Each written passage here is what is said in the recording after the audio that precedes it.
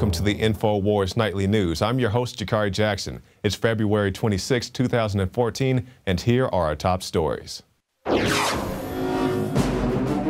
Tonight, surrender your firearms. The state of Connecticut is now demanding that gun owners across the state turn in all unregistered firearms and magazines or face felony arrest. Mr. and Mrs. America, turn them all in. Proof positive that gun registration leads to confiscation. Then, a new report reveals that the FBI had direct contact with Osama bin Laden as far back as 1993, a revelation missing from the official investigation into the September 11th attacks. And the IRS is preparing to enforce Obamacare with hefty fines and fees. All that and more up next on the Infowars Nightly News.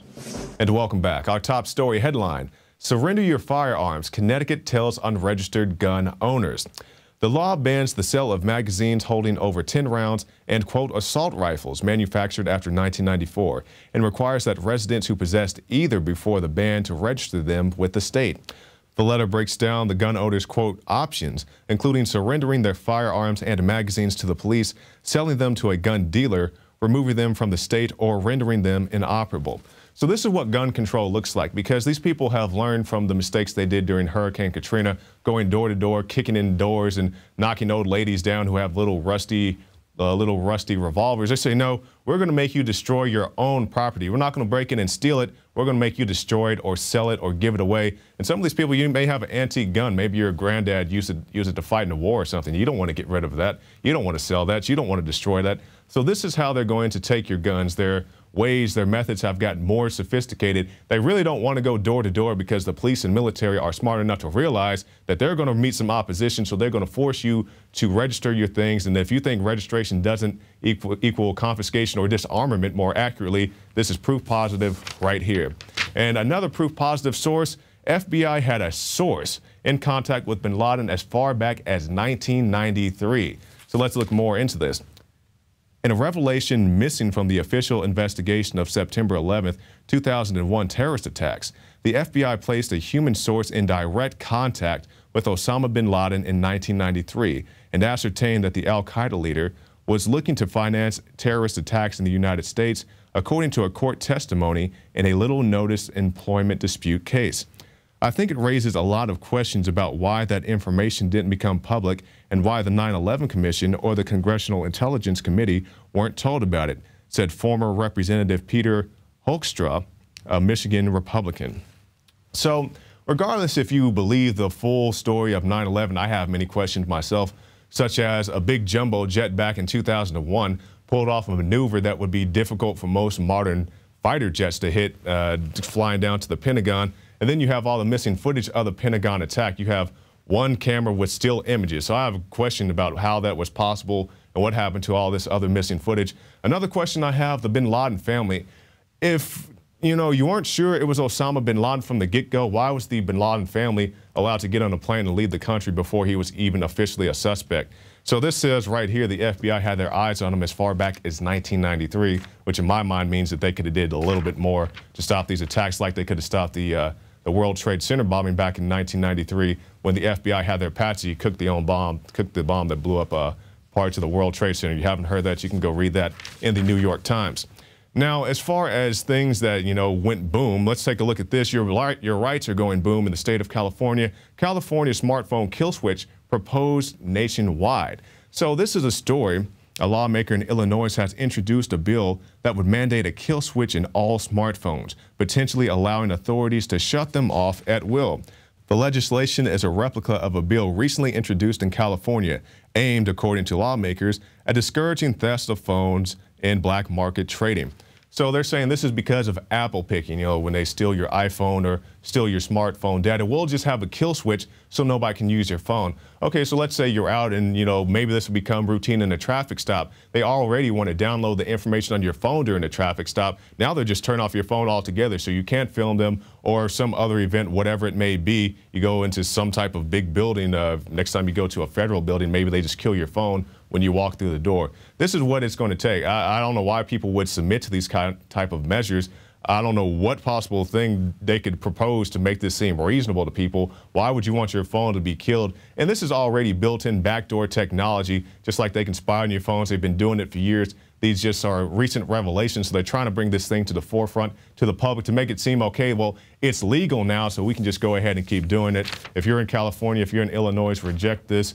Kick and scream and go jump on the couch like Tom Cruise if you have to. Whatever you have to do to keep these people from getting into your life any more than they already are. And another way you can do that is make sure that the Supreme Court doesn't allow people just to run into your house. Supreme Court ruling eases police searches of a suspect's home. The court held a 6-3 vote that police can search a home without a warrant, even if the suspect has objected, as long as he is no longer at the scene and the co-tenant gives consent. So which is to say, if, you know, let's say you're investigated for whatever reason, you leave and your roommate, your wife or whoever, the police come, bang, bang, bang, you know, they're scared, they got their black ski mask on and their AR-15s and the dog barking. We want to search the house. Okay, and they jump back, they're scared, they're freaked out, they don't know what's going on, so they come in and search your residence, find whatever they want to find, or maybe even plant something that's not like that's ever happened before. And now all of a sudden you're going to jail, or if you just have a roommate who doesn't like you for whatever reason. These things can come back to haunt you. And I'm very much against these people just coming up to your house and taking whatever they want. We see the no-knock warrants where even the police are being shot back and killed now, which I'm very happy that that gentleman in Texas wasn't charged for that. Not saying I'm happy that the officer died, but I'm happy that at least sanity prevailed in saying you can't just bust into people's doors and expect them not to do anything about it. Now, Obamacare. They expected you not to want to do something about it, so this is what they're going to do. IRS warns Obamacare tax must be paid with your tax return. So this is what they're going to do. This is how they're going to get their money. They took a government-issued product or service, they wrapped it up as a tax, and now you're going to have to pay for it. President Obama's Internal Revenue Service today quietly released a series of Obamacare health care tax tips, warning Americans that they must obtain, quote, qualifying health insurance, as defined by the federal government, or face a shared responsibility payment when filing their tax returns in 2015. So the government is going to tell you how you qualify and what the situations and things are that's going to be in your package. For example, myself, a single male with no dependents, must have maternity care for whatever reason because that's in the healthcare bill. So I don't understand this notion that they're going to tell me what's responsible, what's okay, what's decent, and then I have to pay for it. I have a very big problem with that. That's why I don't want Obamacare. I'm not trying to pay these people any taxes, but they're going to get you coming and going, whether you sign up for Obamacare and you have your rates go up, you maybe drop from your plan in California, Florida, or other places, many other places. If nothing else, you're going to have to pay out the wazoo as far as these taxes are concerned. So this is just another reason. You're talking about he's going to do more. This is doing more. He's going to take it straight out your tax return. And another way he's doing more, immigration reform. Obama eases penalties for businesses hiring illegal immigrants. Now, I've said this on the show many times. I still stand firm. I have no issue with people coming here legally, naturalization, joining the military and so forth. But when you have programs like Border Patrol and ICE and you say we're just going to award the people who can sneak past them, I have a very big issue with that. Then why did people like Brian Terry have to die? Why did he have to get murdered when we're just going to award the people who can sneak past him? I'm not saying that all immigrants are collectively responsible for his murder, but when you endorse people, when you say if you sneak past the border and you make it to Texas, you can get free education, I have a very big problem with that. I'm from Oklahoma. I don't get free education here. The Obama administration regularly cuts breaks for businesses who hire illegal immigrants, reducing their fines by an average of 40% from what they should be, according to an audit released Tuesday that suggests the government could be doing more to go after unscrupulous employers. Once again, you want to come here legally, do the legal process, that's all good, but don't award people who sneak past the measures and then act like we have a border control crisis. We have all this gun crisis in Mexico, even though the ATF's running guns down there. It makes absolutely no sense. And something that didn't make sense to me this past, I guess, last month when we went to California is the excessively high levels of radiation. And then this denial, oh, it was climate change or whatever. I don't understand that at all, how climate change has to do with radioactivity. But it is, I guess, some ways the climate, the water that brings this radiation over. Because we went to California and we met people from as far north as Alaska. And they said they saw debris from the Fukushima, well, not necessarily the Fukushima, but from the Japan tsunamis. And I said, how do you know this debris came from Japan? They said, well, these big tankers and all these other things, these big piles of debris, and they have Japanese writing on them. So my thought was, Well, if the debris can come from Japan, why can't the radiation come with it? And that's the article that we have here today by Paul Joseph Watson. Researchers have announced that radioactive isotopes from the Fukushima nuclear disaster have been discovered in seawater west of Vancouver off the coast of Canada, confirming predictions that the radiation would reach the west coast by early 2014. So if you're on the West Coast, this is real. It's, you know, it never was a conspiracy theory, but people try to brush it off as such. So research it, do whatever you have to do. I'm not saying you necessarily have to evacuate, but at least take some steps, take the nascent iodine that we sell at the Infowars shop, do something to protect yourself and your family, because the government's not going to do it, because they're saving all the iodine and all the other things for themselves. You can go see that report by Anthony Gucciardi. Pollster, Kiev-Style revolt coming to America. We don't have the same overt oppression, but we have a very soft oppression of complacency and corruption. And the American people, what you're seeing there, they need their own outlet for that. But it is a warning. That was a great tweet question, because it's coming. A soft oppression, that was from Pat Cadell. And while I understand the point he was trying to make, I will disagree with that, because we live in a country where you can be kicked out of school for eating your Pop-Tarts the wrong way, or here in the city of Austin, Texas, you can be arrested if you jaywalk and just don't feel like giving your name to an officer. So I do disagree with his point, and I think this is very much a hardcore oppression. Now, NATO responds to Russian mobilization over Ukraine. This article from Infowars.com. On Monday, we covered reports indicating Russia had bolstered its forces in Crimea and the Black Sea following the success of the Euromaidan coup in Ukraine. The heightened military posture was officially confirmed on Wednesday when Russian President Vladimir Putin put troops in Western Europe on alert, and the Russian military began combat readiness drills in Western and Central Europe. So this is a very complex situation. Many people in America, your war hawks, are saying that we need military intervention in the Kiev, Ukraine area. Also, Russia has numerous ports that they don't want to lose. There's a lot of things at stake. Meanwhile, you have, you know, I will say to an extent, well-meaning population who may have been duped into thinking that joining the EU is a good thing. So we'll just have to sit back and watch how this situation develops. And the development we've had here at Infowars.com that you don't have to wait anymore to find out about is the Resist TSA NSA Tyranny, and the winner of that is Dick Johnson. So congratulations to you, Dick Johnson. A number of great films, Joy Camp, as well as many other people entered this contest. We have some great films, also the trendy TSA. Those were your top three. But Dick Johnson, you are the big winner. So congratulations to you, and hopefully we'll see more stuff from you in the near future. Now we're going to break. But after this break, we'll have a special interview with Eddie Craig, because there's been a lot of talk about, you know, what do you do when you encounter the police? So Eddie Craig of Rule of Law Radio is going to break all that down for us. But first, if you like this broadcast and you would like to see it continue, stop by PrisonPlanet.tv and get yourself a free trial. You can see the nightly news, the special reports, all that at PrisonPlanet.tv. So stay tuned right after this break for Eddie Craig.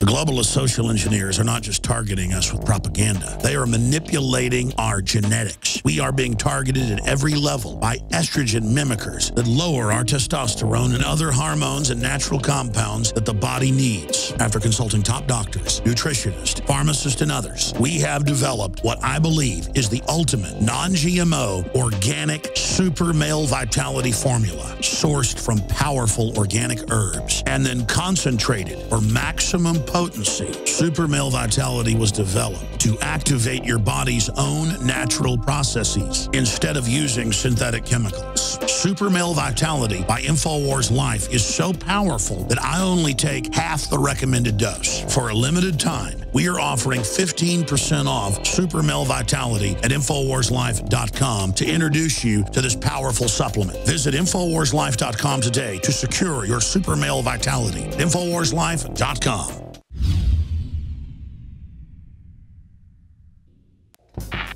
We're on the march. The empire's on the run.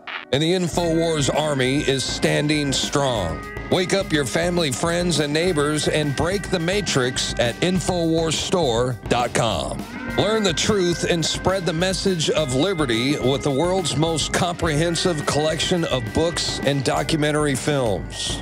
Maintain a healthy metabolism and energize your body to perform at peak health with Survival Shield Nascent Iodine. Protect your family and be prepared with survival foods and emergency preparedness kits. And now you can drink safe water with your own ProPure water filtration system, which removes fluoride and other harmful chemicals from your family's water supply.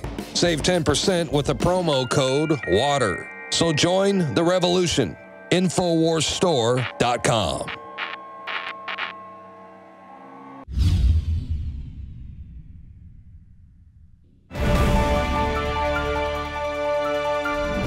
And welcome back. It's made national news how a jogger in Austin, Texas was arrested for failing to identify to an officer. Was the officer justified? What could the jogger have done different? So Eddie Craig is going to be with us tonight explaining these things. Eddie Craig from Rule of Law Radio. Thanks for joining us, Eddie Craig. Thank you. Glad to be here. All right, so we saw the situation with the jogger last week here in the city of Austin. So this is a young lady. She's jogging. She has her headphones on. She runs across the street jaywalking. You know, she's not expecting to be encountering an officer. The officer comes up to her, whether it's in front of her where she could see or whether it was from behind and he grabbed her. What should the young lady have done at that point? Well, at that point, if she couldn't see him, she didn't know who it was. So saying that she committed a crime by jerking away from somebody that grabbed her, that's a bit of an overreaction in my opinion. Now, once she noticed that it was a police officer, she should have stopped and asked, you know, what the problem was and so on and so forth. The issue I found with it was the fact that the officers manhandled her the way they did. And then, of course, the resulting arrest based upon failure to identify. And I personally have some questions about exactly how that transpired as to what information was exchanged or not exchanged at that point. Because Texas law does not make failure to produce a physical form of ID a violation of the law. The law specifically requires that if you have already been arrested for some other offense, then you're required to give the officer 3 pieces of information: your name, address, and date of birth. But there's nothing there that requires production of a physical form of ID. So we're talking about a lady. She was stopped for, I think the charge was failure to obey a traffic instrument or something along those lines, and then she was subsequently arrested for failure to identify. So with the traffic offense violation, that's not an arrestable offense, is that correct? Technically, if they're charging her under an ordinance, that's absolutely correct. Despite what they want you to believe, ordinances are not actual binding law. They can't be. If they are construed as law, they're in direct violation of Article 3, Section 29 through 39 of the Texas Constitution on how laws exist and are passed. And an ordinance doesn't qualify under any of those. Now, if they were charging her under a state law, which jaywalking is in the Texas Transportation Code, but that raises a whole nother issue, since the Transportation Code itself deals with commercial activity and drivers and operators, then the limit as to who can actually get charged under that statute exists the same as it does for who can get charged for operating and driving a motor vehicle versus traveling in their car. So the issue there becomes they're still trying to charge her under a commercial statute, and they have no evidence that she was engaged in a commercial activity. If she crossed the road safely, whether it was at an intersection or a corner or anything else, there's nothing to charge her with. No crime was actually committed because there's no injured parties. But they want to enforce these ordinances and statutes under what they term as strict liability. You're wrong and a criminal just because we wrote down a rule and you broke it. That's a very interesting concept. And of course, she was dragged away, kicking and screaming to the Austin jail. It seems pretty ridiculous to me. Well, in essence, it was.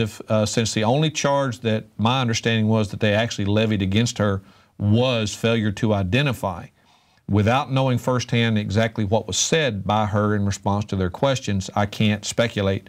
But if she did provide them with those 3 pieces of information and they arrested her based solely on her not producing a physical form of ID, those officers can be sued for that because the law does not allow an arrest for that purpose. It has to be an arrest for some other offense that's an arrestable offense. And even the jaywalking statute is a fine-only offense. So putting you under arrest and taking you to jail for that, that's not a viable option in my book. Okay, now, Eddie, I want to talk about some other instances people may encounter on the streets of Austin, the streets of anywhere. So let's talk about filming the police. You know, I often go film the police, other people as well, activists, people involved in car accidents, whatever the situation may be. So you're out there, you're filming, maybe you're filming your friend, he's drunk, and he's getting involved with an officer. So if you're filming, what can you and not do? Well, you're allowed to film in public, regardless of who it is. The police especially, because we're the ones that are required in a duty of our own to make sure our public officials are abiding by the law and doing what's right. And the Supreme Court, in a case referred to as Glick, made that decision for us when they said that everyone has a right to film a public servant in the performance of his public duties, period. And that's especially true on the streets where it's public anyway. That decision has been in place for a long time, yet officers continue to threaten, intimidate, and arrest anyone that's filming them and what they're doing. Mm-hmm.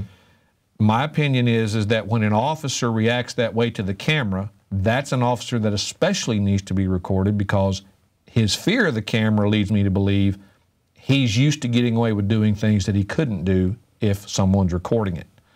And so far, that has been proven to be pretty accurate. When the officer's trying to get away from that camera, it's because he's used to being able to do things he shouldn't be doing. Exactly. So the big gist by the police is that you're interfering with their investigation if you're filming them. So let's say, you know, I'm filming an incident 20 yards away. You know, I'm even as far away as across the street. Is there any type of infraction on my part filming these people from across the street? Absolutely not. In fact, until you're within approximately 15 feet or so, they can't say that you're interfering. Even in the case of Antonio Buehler, when he was filming the arrest of those two young ladies on New Year's Eve, they also arrested the woman that was in the passenger side of the woman taking the breathalyzer's car. And they arrested her for interfering. Yet what she did, there was no legal basis for that arrest. She can't interfere verbally. There's plenty of Supreme Court case law on that. They have to physically interfere with that officer's ability to do his job, or they have to be in such close proximity as that would be an extremely potential result, that they would be in an area where there may be evidence and they're destroying it by being there, and so on and so forth. But just to videotape them from across the street or 15, 20 yards away, no, there's absolutely no viable method for them to make the claim you're interfering. Now let me ask you this, because I've encountered this situation. How would I go about acquiring police footage? You know, let's say if I was involved in a situation with an officer, could I go about getting their lapel camera or their dash cam footage? Absolutely. Texas has a public information request that you can send in to get that information. Those are public records, whether they wish to admit it or not. However, one of the things that will be attempted in order to avoid providing it to you is the prosecuting attorney and the agency will make a claim that that is part of an ongoing investigation. Mm-hmm. But the Public Information Act very specifically makes an exception to a defendant or defendant's attorney for the purpose of having that information to put on a defense against the charges. Now, there's one downside to Texas law that hasn't been corrected yet. There's nothing in Texas law that requires a prosecuting attorney to turn over evidence that he's going to try to use against you in a court of law, even to convict you. In fact, in many of the cases, they haven't been required to produce it until the day of trial, and your attorney has had no chance to view it, no chance to investigate it or verify it or anything else. Basically, it's one of those due process violations that Texas is notorious for when it comes to the courts. So Texas is very big on denying you of your right to notice and ample preparation. They'll give the prosecution all the time in the world, but they won't in any way, shape, or form provide that information to you except through discovery, and then they will hide as much of it as they can. Case in point, Williamson County, where Anderson got convicted and sent to jail for all of 10 days after wrongfully convicting a man who had to serve 25 years in prison to prove, finally, through DNA, he was not responsible for the murder he was tried for.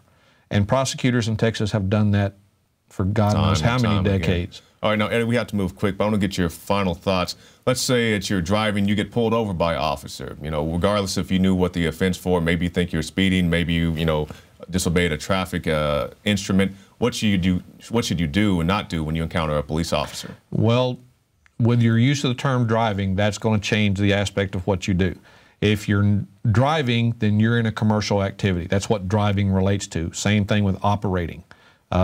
Those are commercial activities. Now, if you're traveling in your own private car, then there are things that you have every right to do. You have the right to remain silent, the right to assistance of counsel. You have all of these things. The script that I mentioned in the presentation I made with you guys was very direct in the fact that invoke your rights, demand your rights, protect your rights. Eddie, can you tell us about this document you provided us with? Yes, we refer to it as the transportation script. The purpose of the script is to basically give you direction on how to address an officer during any type of encounter, whether it be in a car, walking down the sidewalk, or whatever. The purpose of the script is for you to practice and memorize it as much as possible. But it helps you understand what your rights are in relation to what the officer is demanding from you. An officer is not allowed to just walk up to you out of the blue and demand that you provide him with any information or answer any questions. He's not allowed to detain you without some sort of reasonable suspicion or probable cause that either you have committed a crime or that you witnessed a crime and he needs that information from you. These are things that if the officer would simply make the effort to communicate, he'd be much better off, but they don't. They just exert their authority as if you must abide by it, when in fact you have rights that you can invoke and they're not allowed to violate. Nowadays, it's a risk to invoke them, and you're not going to get away from that because the officers today are of the mindset that when you won't cooperate, you're hiding something, so they're going to escalate the situation as much as they need to have their demands met. They will bully, they will threaten, they will incarcerate. But the goal there is to make them do that on record so that you have an opportunity to make them pay for it in the end. Really, the only way we're going to prevent them from doing and stop them from doing what they're doing is to take them into court and make them pay. But the problem, once again, there is that they're never the ones that have to pay for their actions. It's always the people, the taxpayer in general, that has to, because any money they get sued for and lose, that's where they get it from, is the money they took from the taxpayers to begin with. So we need to have that changed, where the officer or the public servant, whatever they may be, is directly financially liable for commission of the crimes that they perpetrate. And many of them do, whether they realize it, know it, or wish to admit it. More of them commit crimes than the people they're accosting, and they're much more serious in nature. Exactly, exactly. Now, Eddie, can you leave us with your final thoughts and also tell the people how they can get in touch with you and keep up with your work? You can see us on Rule of Law Radio. Listen to us over the internet at ruleoflawradio.com or logosradionetwork.com. The scripts can be obtained by going to logosradionetwork.com/TAO, Tango Alpha Omega, and the scripts are there to be downloaded and used. My final thoughts on this is, folks, you don't have any rights you're not willing to fight for and exercise. So if you want to keep them and you want the officer to understand that you're going to keep them, then you need to voice that. You need to make a record of that. That's what the transportation script is intended to do. Put the words in your mouth necessary to protect yourself as you progress down the road, because they're making the exercise of a right into a crime, and we need to put a stop to it. All right, Eddie Craig, Rule of Law Radio, thank you for your time, sir. Thank you. Well, that's it for this edition of the Infowars Nightly News. Definitely want to thank our guest, Eddie Craig, for being with us here tonight. And I want you to be with us tomorrow, 7 p.m. Central, for the Infowars Nightly News. You can stop by InfoWarsNews.com, check out all the great things there, and be sure to join us again tomorrow night. So stay tuned right after this break for more special reports.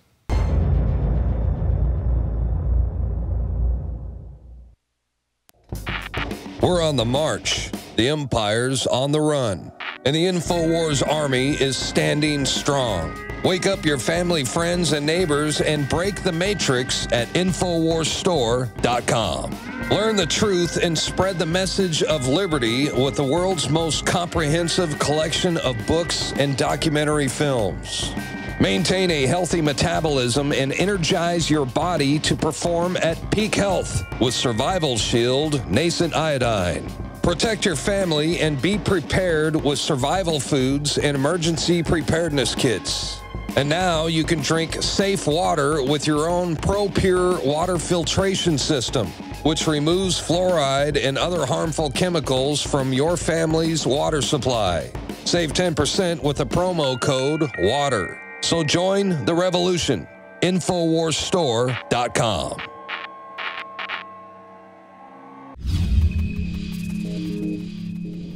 Black boxes installed in cars are one major privacy concern.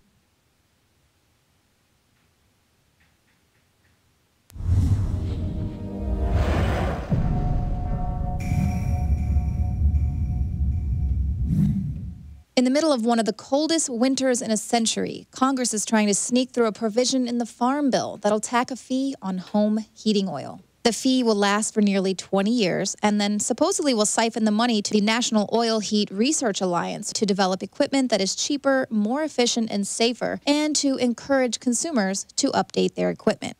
The bill prohibits oil companies from passing the fee on to consumers, but taxpayer advocates say that's a sham. Congress established NORA in 2000 to improve energy efficiency and lower heating bills at no cost to the U.S. taxpayer. But Representative Henry A. Waxman of California said, in the past, NORA has used the funds it's collected to primarily run public relations campaigns. Campaigns such as convincing the public that going green is vital to saving the planet. Now tell that to folks in Washington state. They're being taxed for going green. Lawmakers there are edging closer to implementing the motor fuel tax, a new system that will monitor and tax drivers based on miles driven. Drivers could be charged three ways, either with a flat fee, by having odometers checked, or with an electronic device installed in cars to measure how many miles are driven. In a dizzying twist of logic, the Commission and DOT blame the prevalence of fuel-efficient cars as the reason the state now needs a per-mile tax, arguing that the move to cleaner, smarter vehicles must be accompanied by a change in the way we pay for our roads. The incentive for states to pursue this kind of program could build as cars become more fuel efficient, and especially considering President Obama wants new vehicles to get 54.5 miles per gallon by 2025. So as these new technologies are created to burn less gasoline and save the environment, the states are now concerned about the loss in revenue. The black boxes installed in cars are one major privacy concern because you're being constantly tracked. But there are also other ways this push for efficiency is leaving us incredibly vulnerable to hackers, advertisers, and the NSA, as well as soaring fee hikes. Smart meters are being touted as the innovative and advanced technology that will help conserve energy and, in exchange, lower energy bills. Right, because energy companies really want to help you cut into their profits so they can save Mother Earth. A recent poll revealed that about 1/3 of people who had smart meters installed had experienced bill increases, and 1/4 of those had had bills doubled, tripled, or more. They're complete lies. The grid is not saving energy. It's using more energy, in fact. No pilot programs have been done where smart grids are saving any energy. Also, it's creating a huge hacking vulnerability. Even the former CIA director of the United States, James Woolsey, said, you know, what we think of, what we're being told is a smart grid is actually a really, really stupid grid. And in addition to that, it's not giving us more control. It's actually giving the control to big corporations, to utilities, and to governments who will be sharing in this data that is basically being extracted from the home in a very, very high level of detail. Just as the global warming conspiracy theory is being pummeled with historically low temperatures, so too is the energy efficiency farce, which is proving to be just another means of taxation and control.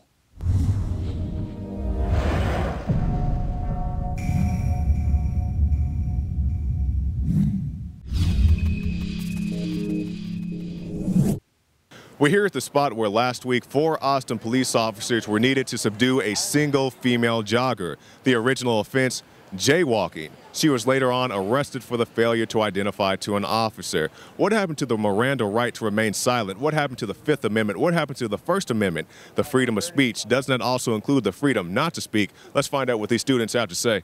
Hi, excuse me. Hi. What do you think about the jogger who got arrested out here last week?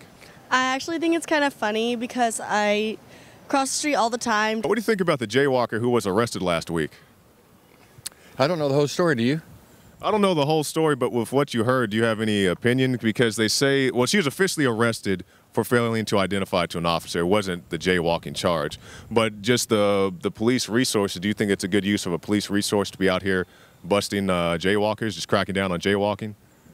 I don't know. That's sort of like, you know, do you still beat your wife, right? You can't really beat your wife. You can't say whether you did or not because you'd be guilty either way. I don't necessarily agree with his comparison to beating your wife. I mean, busting a jaywalker is busting a jaywalker. My thoughts are that's pretty ridiculous, but it was a white girl in a nice part of town, and if it was anybody else, it wouldn't have made the news. If somebody gets hit from jaywalking, then that's their problem. You don't need 4 cops involved. I think he shouldn't have got arrested, or she shouldn't have got arrested. Why is that? Because she was just crossing the street. Right. Well, you know, the official reason given for her arrest wasn't so much that she crossed the street, it was because she failed to identify to an officer. So that means she didn't show her ID? Is that the... Well, she didn't provide the Austin Police Department with as much information as they desired. I mean, are you familiar with your Miranda rights?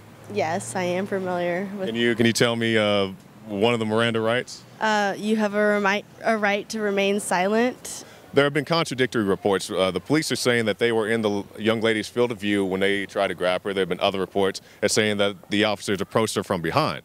Quintero doesn't think the officer did run up beside her, like Acevedo said. I think he grabbed her slightly from behind, and it may not be from far behind, but enough to where she didn't notice who was grabbing her right away. So if you were out jogging, you got your headphones in, you're a single woman alone, and somebody just grabbed you from behind, what would your reaction be? I would have kept running. All I read was that she didn't see them coming and they grabbed her from behind. Whether or not he grabbed her by behind, it doesn't matter. It's not relevant. At some point, she knows it's a cop. If somebody was to grab you from behind for any reason, what would your reaction be? Definitely do exactly what she did, you know, kick their ass. Excuse me, miss, you were jaywalking there for a second? Yeah, class, I'm sorry. Okay, so she has to go to class, and that's a good reason to jaywalk. I just want you to know you get arrested by the Austin Police Department. And let me ask you about some comments that the police chief made. Yeah. He said that, you know, the big controversy of last week was that a jogger was arrested, you know, for failing to identify. He says, in comparison, in other cities, you have officers who are actually sexually assaulting people. So does that concern you at all that the bar has been set kind of low? He later came back and, you know, took back those comments, but do you think that's a good place to set the bar? No, this has nothing to do with sexual assault. You can't compare that. Now, he has later come back and rescinded those comments, but do you think that's kind of a bad place to set your bar, your standard, that at least we're not out here raping people?